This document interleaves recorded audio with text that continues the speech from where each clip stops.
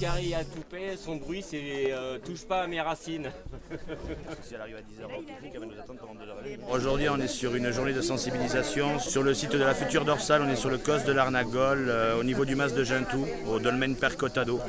Et donc on va sensibiliser les gens au niveau biodiversité, mise en danger de la flore, de la faune et du patrimoine historique et préhistorique du lieu de la future dorsale. C'est le raccordement électrique enfoui qui sera fait entre le parc photovoltaïque et la centrale hydroélectrique de Cajar. Le long de cette dorsale-là, d'autres parcs verront le jour parce qu'on a déjà la preuve que des contacts sont pris avec des différents propriétaires forestiers ou agricoles du coin pour avoir justement ce genre de futur parc, donc qui sera multiplié par 5, 6, 7 ou 8 et on peut se retrouver avec 150 hectares de centrales photovoltaïques.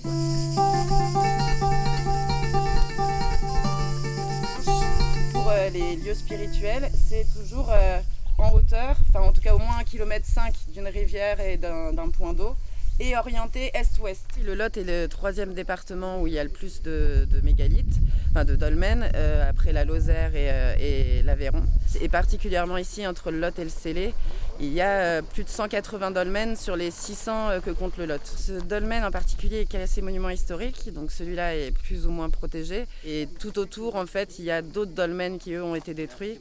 Et donc c'est vraiment un site qui a été un site de sépulture, un site de rituel, donc loin forcément des habitations. Cette ligne entre Cabreret et Saint-Chel est vraiment d'une richesse mégalithique incroyable. On a encore une plante typique du Cos, c'est le panico.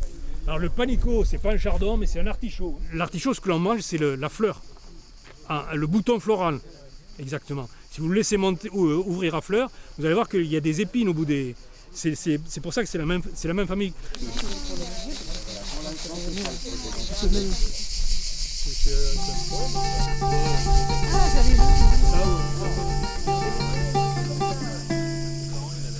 Je profite de la nature et des arbres qui nous entourent. J'ai appris beaucoup de choses pendant le parcours botanique, de plantes que je foulais aux pieds habituellement sans savoir ce que c'était. Et voilà, on a appris beaucoup de choses.